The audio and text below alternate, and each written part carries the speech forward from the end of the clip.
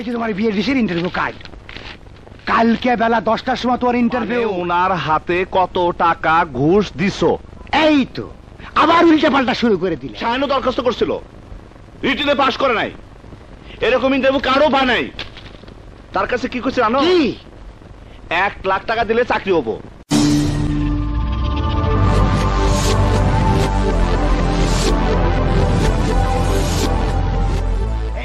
এই যে তোমার বিএডিসির ইন্টারভিউ কার্ড। কালকে বেলা 10টার সময় তোমার ইন্টারভিউ। বহুত কষ্ট করে কার্ডটা এনেছে, কিন্তু বেলা 11টা পর্যন্ত ঘুমিয়ে থেকো না। আর ওই ইন্টারভিউ বোর্ডে যায় উল্টা পাল্টা কিছু বলবে না। তোমার ঘাড়ের রক্ত বেড়ে টেড়া আছে।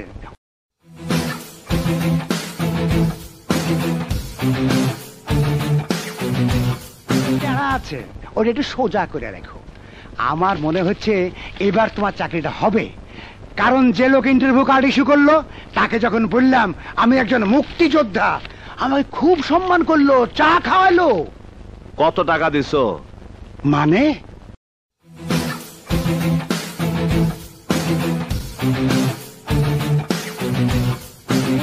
মানে ওনার হাতে কত টাকা ঘুষ দিছো?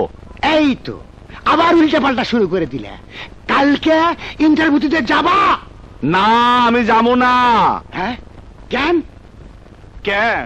আমি জীবনে বহু ইন্টারভিউ দিছি, চাকরি হয় নাই। ইন্টারভিউতে চাকরি হয় না। এ জায়গাতে হবে। বাবা, ও বাবা রে, বহ বহ বহ বলো।